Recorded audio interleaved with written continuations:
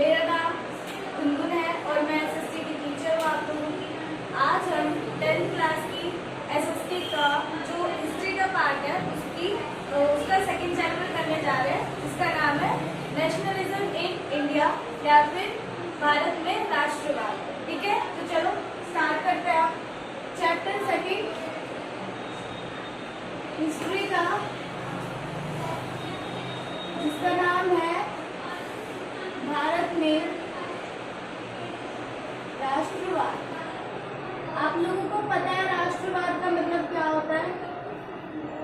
आपने पिछले वीडियोस में राष्ट्रवाद का मतलब समझा होगा। ठीक है, राष्ट्रवाद का मतलब होता है राष्ट्र के प्रति प्रेम और समर्पण की भावना। ठीक है, अब पिछले चैप्टर में हमने यूरोप के बारे में पढ़ा था कि यूरोप में कैसे राष्ट्रवाद की भावना ने पूरे यूरोप की रूपरेखा बदल दी। वैसे ही अब भारत की बात करते हैं कि भारत में राष्ट्रवाद की भावना जब जागी तो भारत में क्या क्या चीजें हुई। ठीक है, तो पहले उससे वर्ल्ड की बात कर लेते हैं। 1914 से 1918 तक फर्स्ट वर्ल्ड वॉर चला था, है ना? यस। 1914 से 1918 तक वर्ल्ड वॉर 1 चला था, जिसमें विश्व के अलग अलग देशों ने भाग लिया था और उसमें हार हुई थी। किसकी हार हुई थी? उसमें हार हुई थी ओटोमन तुर्की की। ठीक है, फर्स्ट वर्ल्ड वॉर में ओटोमन तुर्की की हार हुई थी। उसके बाद सेकंड वर्ल्ड वॉर 1939 से 1945 तक, है ना? सेकेंड वर्ल्ड वॉर 1939 से 1945 तक। इसमें भी विश्व के कई देशों ने भाग लिया था, जैसे यूएसए, फ्रांस और ब्रिटेन, रशिया। ठीक है, इनको कहा जाता था मित्र राष्ट्र। ये क्या थे? मित्र राष्ट्र थे। ठीक है, और अब है फोर्सेस जिनके बीच में लड़ाई होती थी, जापान, इटली और जर्मनी। आप लोगों को पता होगा सेकेंड वर्ल्ड वॉर के दौरान जापान पर 2 परमाणु बम गिराए गए थे। इन लोगों का नाम था धुरी राष्ट्र। ठीक है, इस ग्रुप को धुरी राष्ट्र बोलते थे, इस ग्रुप को मित्र राष्ट्र बोलते थे। इसमें हार किसकी हुई थी? धुरी राष्ट्र की। ठीक है, हार के साथ साथ जापान पर 2 परमाणु बम गिराए गए थे, लिटिल बॉय और फैट मैन। नागासाकी और हिरोशिमा पर ये 2 बम गिराए गए थे, जिसके कारण जो धुरी राष्ट्र है उसकी हार हो गई। ठीक है, इतनी चीजें क्लियर हो गई। अब इसमें क्या है? इसमें बात आती है कि जब 1948 में युद्ध हुआ या फिर 1939 टू 1945 में युद्ध हुआ, तो इसमें यूएसए, फ्रांस, ब्रिटेन, रशिया ऐसे राष्ट्र थे। क्या भारत इसमें शामिल था? क्या भारत वर्ल्ड वॉर में शामिल था? उस समय पे भारत ब्रिटेन का गुलाम। भारत शामिल था, पर अप्रत्यक्ष रूप से। वो प्रत्यक्ष रूप से शामिल नहीं था। कैसे नहीं था? वो डायरेक्ट नहीं था, इनडायरेक्ट था। कैसे? क्योंकि ब्रिटेन शामिल था। भारत में इसका जिक्र, भारत के नाम का इसमें कहीं जिक्र नहीं किया गया वर्ल्ड वॉर में कि भारत शामिल था, पर ये अप्रत्यक्ष रूप से शामिल था। क्यों था? क्योंकि जो ब्रिटेन था उसने भारत को गुलाम बना रखा था, है ना? अब जब ब्रिटेन वर्ल्ड वॉर में शामिल है तो भारत भी कहीं ना कहीं होगा, क्योंकि वो गुलाम तो ब्रिटेन का ही है ना? अब ब्रिटेन का गुलाम है तो जो सैनिकों की जरूरत पड़ेगी, वो कहाँ से लेके जाएंगे? भारत से। तो भारत इनडायरेक्ट इस वर्ल्ड वॉर का हिस्सा बन गया था। ठीक है, क्लियर हो गया वर्ल्ड वॉर? आपके लिए इतनी बातें जाननी जरूरी है, तभी आपको नेक्स्ट बात समझ में आएगी। ठीक है, अब चैप्टर स्टार्ट करते हैं। चैप्टर में पहली चीज कह रहा है, ये चैप्टर में पहली चीज दे रखा है, पहला असहयोग। अब पहला विश्व युद्ध आप लोग जान चुके हो कि क्या है ना। असहयोग मतलब किसी चीज का सहयोग ना करा जाए तो उसको असहयोग कहते हैं, है ना। और खिलाफत, खिलाफत एक समिति है जो कि बनाई गई थी बम्बई में, उसकी बातें बाद में करेंगे। अब जब वॉर हो रहा था तो जो हमारे देश के नागरिक थे उनकी जबरन भर्ती करी जा रही थी सैनिकों को, है ना। सैनिकों की जरूरत तो पड़ेगी जब वॉर हो रहा है तो, है ना। तो भारत से जबरन भर्ती करके लेके जा रहे थे दूसरे देशों में ताकि वो युद्ध करेंगे, ठीक है। फर्स्ट वर्ल्ड वॉर में हार किसकी हुई थी? ओटोमन तुर्की की। इतनी चीजें क्लियर हो गई। अब महात्मा गांधी है, इस टॉपिक का या इस पूरे चैप्टर का जो बेस है वो महात्मा गांधी को रखा गया है, ठीक है। इस चैप्टर का बेस क्या है? महात्मा गांधी। ये कहीं थे किसी देश में, इन्होंने आंदोलन किए और वहाँ की जो रंग भेद व्यवस्था थी उसको खत्म करवा दिया। साउथ अफ्रीका वो देश था जहाँ पर रंग भेद व्यवस्था थी ना, काले गोरे में भेद किया जाता था, वहां पर इन्होंने आंदोलन चलाए थे। अब महात्मा गांधी जो है ये भारत कब आए थे? ये भारत जनवरी 1915 में आ चुके थे। जनवरी 1915 में ये भारत आ गए थे, है ना, महात्मा गांधी। उसके बाद भारत आने के बाद ये भारत की स्थिति को समझ रहे थे और धीरे धीरे उस पर काम कर रहे थे। इन्होंने हमें 1916 में किससे इंट्रोड्यूस कराया? सत्याग्रह से। इन्होंने एक आंदोलन चलाया जो कि था सत्याग्रह, और इसमें इन्होंने कई जगहों पर अच्छा कार्य भी देखा, मतलब कि अच्छे परिणाम आए इसके सत्याग्रह के। तो 1915 में महात्मा गांधी भारत आए, उसके बाद 1916 में सत्याग्रह से हमारी पहचान कराई। तो पहला सत्याग्रह हुआ था चंपारण में। चंपारण कहाँ है? चंपारण एक जगह है जो कि बिहार में है, ठीक है। बिहार के जो बागान थे, मतलब चंपारण के जो बागान थे, वहां के किसान, बागानों के किसान, उन पर बहुत अत्याचार किया जा रहा था। क्या किया जा रहा था? अत्याचार किया जा रहा था। क्यों किया जा रहा था अत्याचार? क्योंकि जो उस वक्त का भारत था वो गुलाम था किसका? ब्रिटिश अधिकारियों का, है ना, ब्रिटिश सरकार का गुलाम था उस वक्त। तो बागानों के किसानों पर अत्याचार किया जा रहा था। जितना ये श्रम कर रहे उस हिसाब से इनको वेतन नहीं दिया जा रहा था। तो एक व्यक्ति थे जिनका नाम था राजकुमार शुक्ला। राजकुमार शुक्ला, उन्होंने महात्मा गांधी से भेंट करी, उनसे मुलाकात करी और महात्मा गांधी को चंपारण की स्थिति के बारे में बातें बताई। उसके बाद जो महात्मा गांधी है उन्होंने ये निर्णय लिया कि मैं जाके एक बार दौरा करूंगा, क्या सच में वह स्थिति वहां पर उत्पन्न है, क्या वह स्थिति वहां पर है या नहीं है। तो महात्मा गांधी वहां गए और 1917 में क्या शुरू कर दिया? चंपारण सत्याग्रह। चंपारण सत्याग्रह, ठीक है। 1917 में ये शुरू कर दिया गया। किसके द्वारा? महात्मा गांधी के द्वारा, है ना। क्लियर हो गया चंपारण सत्याग्रह। फिर इसके बाद चंपारण सत्याग्रह के बाद 1917 में ही खेड़ा, खेड़ा का है गुजरात में, खेड़ा गुजरात में भी सत्याग्रह शुरू करा गया। ये क्यों शुरू किया गया था? खेड़ा गुजरात सत्याग्रह आंदोलन शुरू किया गया क्यों? वहाँ के गुजरात के जो नागरिक थे उनकी सहायता के लिए।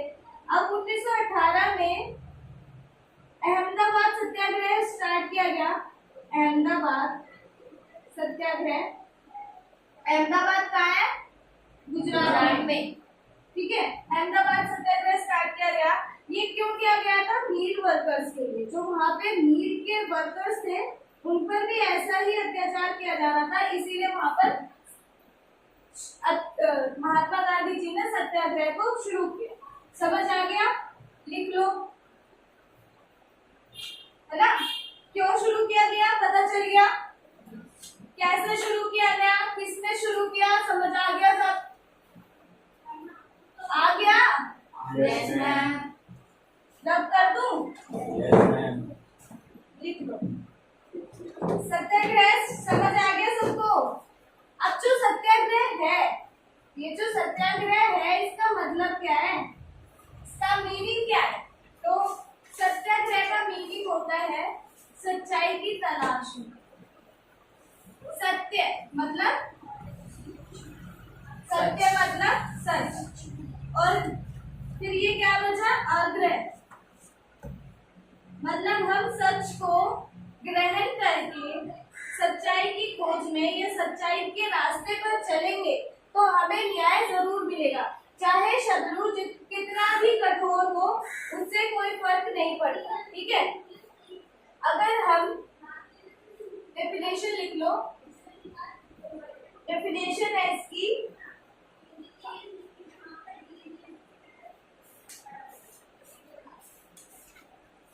इसका अर्थ है अन्याय के खिलाफ हम कोई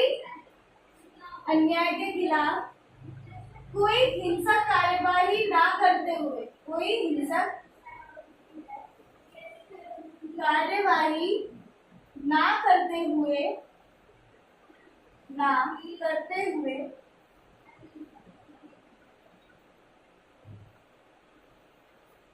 अहिंसा के रास्ते पर चलना,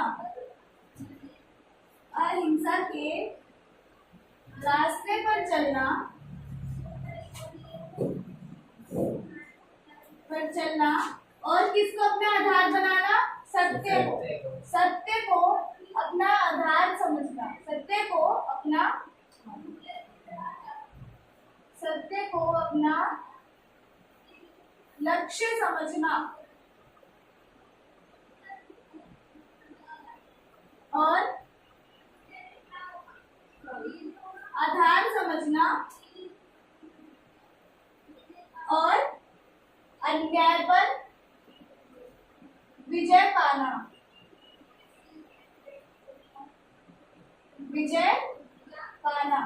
मतलब है कि चाहे शत्रु जितना भी कठोर हो, कितना भी निर्दयी हो,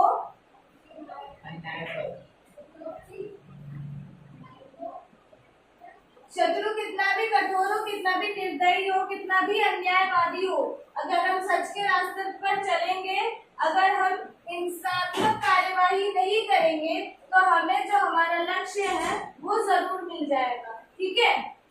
सत्याग्रह का मतलब है, लिख लो ये भी डेफिनेशन। उसके बाद आते हैं 1.1 हो गया, 1.2 रोलेट एक्ट। रोलेट एक्ट क्या था? इतना क्लियर हो गया? ये बात है 1919 की।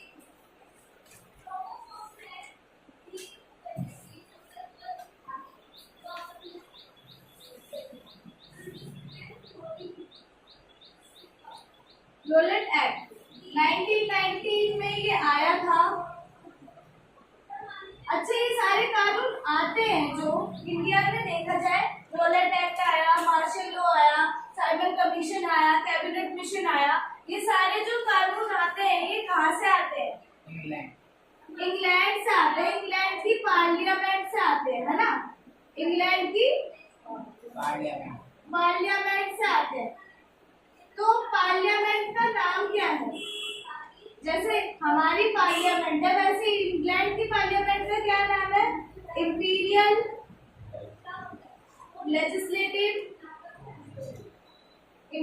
Legislative council. ठीक है? ये इंग्लैंड की पार्लियामेंट का नाम है, इंपीरियल लेजिस्लेटिव काउंसिल। ठीक है? ये याद रखना। तो इंपीरियल लेजिस्लेटिव काउंसिल से रोलेट एक्ट भारत आ गया, है ना? अब रोलेट एक्ट में क्या बात कही गई थी कि कोई बिना वजह आंदोलन नहीं करेगा, क्योंकि उस वक्त हो रहे थे आंदोलन, है ना? आंदोलन नहीं। उसके बाद क्या बोला गया था, भीड़ नहीं जमा करेगा कोई, भीड़ इकट्ठी नहीं होनी चाहिए। किस लिए बोला था ये, क्योंकि जो आंदोलन करने वाले लोग थे जैसे महात्मा गांधी, अब एक आदमी तो आंदोलन नहीं करेगा ना, तो भीड़ तो होगी। जैसे सत्याग्रह है, अब सत्याग्रह के लिए वो लोग आंदोलन में बैठे तो भीड़ हुई, इसीलिए 1919 में ये रूल कर दिया कि कोई भी ये काम नहीं करता हुआ दिखेगा। अगर ये काम करता हुआ देखा, अगर किसी ने भी राजनीतिक गतिविधियों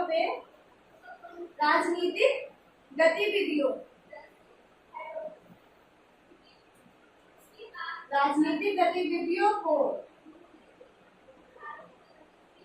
रोकने की कोशिश करी, क्या राजनीतिक गतिविधियां उस वक्त कौन कर रहा था भारत की, ये कर रहा था, है ना, ब्रिटिश सरकार कर रही थी। तो राजनीतिक गतिविधियों पे कोई भी भारतीय अगर विरोध करेगा या फिर उस पर अपनी टांग अड़ाएगा, है ना, तो फिर वो क्या करेंगे, जो रॉलेट एक्ट है उसके तहत इसको 2 साल बिना किसी कार्यवाही के, 2 साल बिना किसी कार्यवाही के कारागार में डाल दिया जाएगा, जेल में डाल दिया जाएगा। अगर कोई ये चीजें करता हुआ दिखेगा, ये चीजें, तो उसे 2 साल के लिए जेल में डाल दिया जाएगा, उसके ऊपर कोई भी कार्यवाही नहीं की जाएगी। 2 साल के बाद जब वो सजा काट लेगा, उसके बाद उस पर कार्यवाही शुरू की जाएगी, वो अपना मुकदमा लड़ सकता है, ठीक है। तो ये अन्याय था या नहीं था, ये अन्याय था लोगों के साथ। तो इसी के लिए और विद्रोह होने लगा। जैसे कोई पहले तो सत्याग्रह था, अब सत्याग्रह भी कहीं ना कहीं जाकर हिंसक हो गया, उसमें कई बातें हिंसक आने लगी कि यहाँ पर हिंसक कार्यवाही हुई, तो उसको रोक लिया गया कि अब सत्याग्रह को नहीं चुना जाएगा, ठीक है, सत्याग्रह से आगे काम नहीं किया जाएगा। उसके बाद 1919 में रॉलेट एक्ट आने के बाद क्या हुआ कि 2 साल की सजा दे दी गई। उसके बाद ऐसे जो 2 आंदोलनकारी थे उनको इस एक्ट के तहत जेल में डाल भी दिया गया था, जिसके कारण जो जनता थी वो और ज्यादा भड़क गई, जुलूस निकाले गए, हड़ताल करे गए, जुलूस निकाला लोगों ने इस एक्ट के विरोध में, है ना, रॉलेट एक्ट के विरोध में।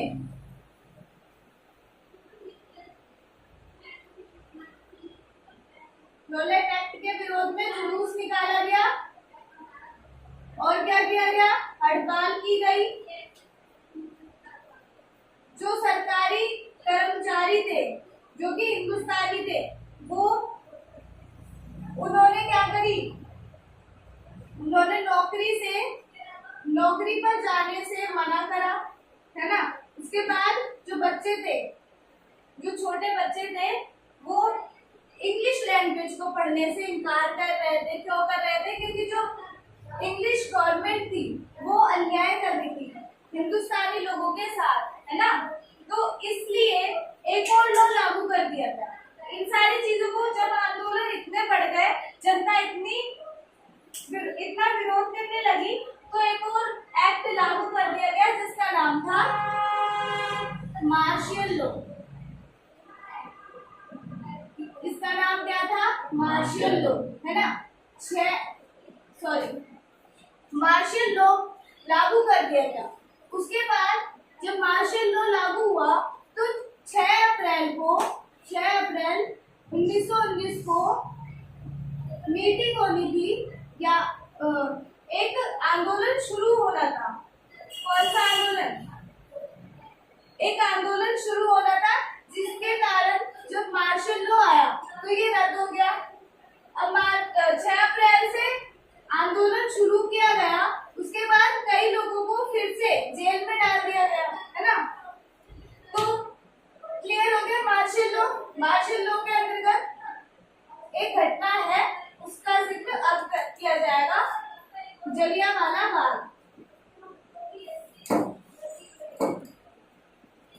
जलियांवाला बाग। अब जलियांवाला बाग क्या था, जलियांवाला बाग क्या था? एक जगह एक जगह का नाम था, एक पार्क समझ लो, ये एक पार्क था, ठीक है, जलियांवाला बाग। उसमें क्या किया गया? पहले तो 13 अप्रैल की डेट थी, 13 अप्रैल 1919 है ना, की तारीख थी। इस दिन क्या था? बैसाखी का मेला, बैसाखी का मेला था। अब जब ये मार्शल लॉ लगा था ना, जब ये मार्शल लॉ आया था, तो जो बैसाखी का मेला देखने वाले लोग आए थे ना, जो लोग थे जो बैसाखी का मेला देखने के लिए आए थे, उन लोगों को पता नहीं था कि मार्शल लॉ जैसी कोई चीज लागू कर दी गई है ना। ये हो गए, ये लोग कहाँ आए थे? जलियांवाला बाग में मेला देखने।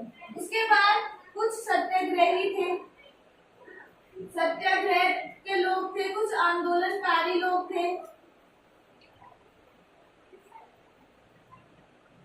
जो कि मीटिंग करने के लिए आए थे कि अब मार्शल लॉ जो आया है उसके खिलाफ हम क्या करें, है ना। तो ये लोग भी थे और ये लोग भी थे, कहाँ थे? जलियांवाला बाग में। इस बात का पता लग गया जनरल डायर को, जनरल डायर को इस बात का पता लगा। उसने क्या किया? बिना कुछ सोचे समझे अपने सैनिकों को यहाँ लेके आया, जहाँ पर छोटे बच्चे लोग बूढ़े सब थे, मेला देखने आए थे, और युवा लोग भी थे जो कि सत्याग्रही थे, आंदोलन करने आए थे या फिर हड़ताल करने आए थे। तो ये लोग भी थे और ये लोग भी थे। जनरल डायर के सैनिकों को ऑर्डर दिया, सैनिकों को क्या आज्ञा दी कि वो फायरिंग शुरू कर दे। वो उन्होंने बिना सोचे समझे एग्जिट गेट पर सैनिकों को खड़ा करके फायरिंग शुरू करवा दी, गोलियां दागनी शुरू करवा दी, और जब तक गोलियां नहीं रुकी तब तक कोई अंतिम आदमी जिंदा हो, है ना। उसने अंतिम आदमी के मरने तक गोलियां चलाई, ठीक है। समझ आ गया? जलियांवाला बाग कब हुआ था? 13 अप्रैल 1919 को हुआ था। कौन लोग थे? आम जनता थी और सत्याग्रही थे। किसने गोलियां चलवाई थी? जनरल डायर ने। किसके जरिए चलवाई थी? सैनिकों के, है ना। अगर कोई जिंदा इंसान क्यों नहीं बच पाया? क्योंकि जो गेट था ना, जैसे ही एग्जिट गेट है, इसी पर ही सैनिक तैनात होकर गोलियां चला रहे थे, और आने जाने का कोई दूसरा रास्ता नहीं मिला, जिसके कारण लोग मारे गए, ठीक है। जलियांवाला बाग समझ आया?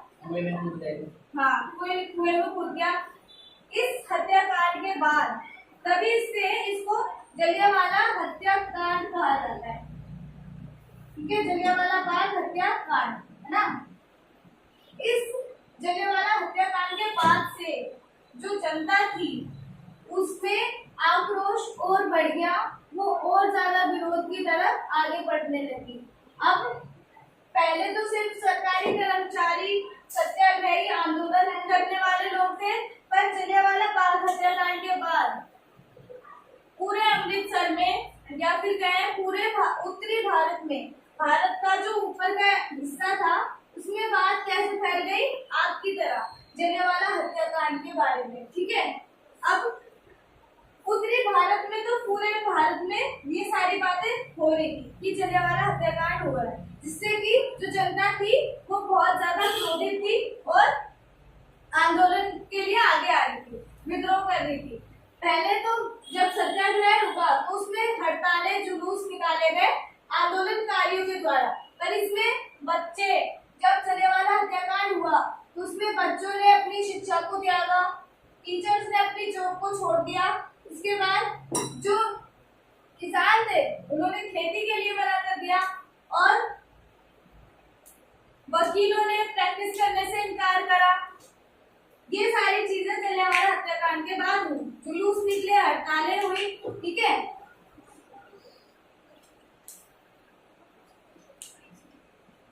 समझ आ गया? अब ये वाली पिक्चर देखो, ये जनरल डायर के हुक्स से सिपाही लोगों को घिसट कर चलने के लिए मजबूर कर रहे हैं। पंजाब 1919। जब 13 अप्रैल को ये घटना घटी, उसके बाद जो जनता भड़की, जुलूस निकले, सारी चीजें हुई, तो उसके बाद क्या किया गया? उन लोगों को पकड़ा गया जो कि आंदोलन कर रहे थे, हड़तालें कर रहे थे। उन लोगों को पकड़ा गया और हंटर जानते हो ना, हंटर से उन्हें पीटा गया। उनको नाक रगड़ने के लिए मजबूर किया गया कि वो लोग धरती पर नाक रगड़े। और जब ये हड़तालें शुरू हुई तो कई गांवों पर बॉम्ब बरसाए गए, बॉम्बिंग की इन लोगों ने, है ना। उसके बाद गांधी जी को ये पता लग गया था कि सत्याग्रह से कुछ नहीं हो सकता। जो सत्याग्रह आंदोलन चला रहे हैं उससे अब वो यही तक का साथी था, उससे आगे कोई फायदा नहीं होगा। तो गांधी जी ने पहली बात कि जो भारत है उसमें मुस्लिम और सनातन दोनों धर्म के लोग हैं, मुस्लिम और सनातन, है ना। जैसे मुस्लिम इक्वल है वैसे ही सनातन। तो गांधी जी का ये मानना था कि हम आजादी, कोई भी आजादी अकेले नहीं ले सकता। या तो मुस्लिम अकेले लड़ेगा तो भी हमें आजादी नहीं मिलेगी, अगर कोई हिंदू लड़ेगा तो भी हमें आजादी नहीं मिलेगी। तो फिर गांधी जी ने ये सोचा कि क्यों ना इन दोनों को एक किया जाए। ये दोनों एक हो जाएंगे तो हमें आजादी भी मिल जाएगी। कैसे? एक कैसे किया जाएगा इन लोगों को? देखो, बम्बई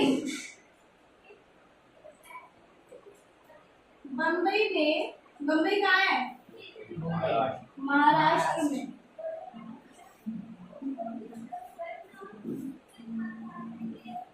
बम्बई में एक समिति बनाई गई जिसका नाम था खिलाफत समिति, है ना। कब बनाई गई? 1990 में, जलियांवाला बाग हत्याकांड के तुरंत बाद। इसमें क्या किया गया? जब खिलाफत समिति बनी तो महात्मा गांधी जी ने भी पूरा सहयोग किया इस समिति के लिए, क्योंकि जब हम इसका सहयोग करेंगे तो फिर ये भी हमारा सहयोग करेगा बाद में। अब ये समिति बनाने वाले कौन थे? मतलब कि इस समिति को किसने बनाया? मोहम्मद अली और शौकत अली।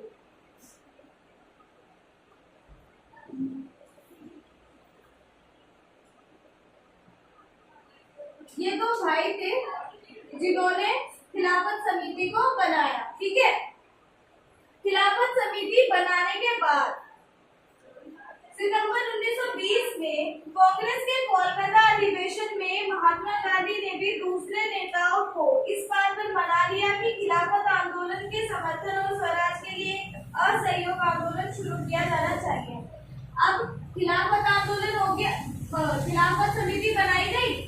अब ये खिलाफत आंदोलन कर रहे थे खिलाफत समिति वाले लोग कि किस चीज के खिलाफ थे? ये ब्रिटिश लोग।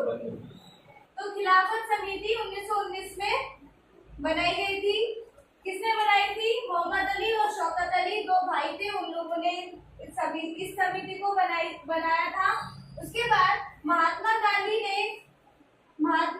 ने इसका पूर्ण सहयोग दिया था, क्योंकि उनका ये मानना था हम इनकी मानेंगे तो ये हमारी मानेंगे। ठीक है। अब महात्मा गांधी ने खिलाफत और जो असहयोग है इन दोनों को जोड़ने की बात कही। असहयोग आंदोलन अब महात्मा गांधी इंट्रोड्यूस कराने चाह रहे हैं कहाँ पर? 1920 के कांग्रेस अधिवेशन। 1920 के कांग्रेस अधिवेशन 1920 में कांग्रेस अधिवेशन कहाँ हुआ था? कोलकाता में हुआ था, है ना, जिसको आप कैलकाटा कहते हैं। 1920 का कांग्रेस अधिवेशन जिसका नाम जहाँ हुआ था? कोलकाता में हुआ था, जिसमें बात की गई थी असहयोग की।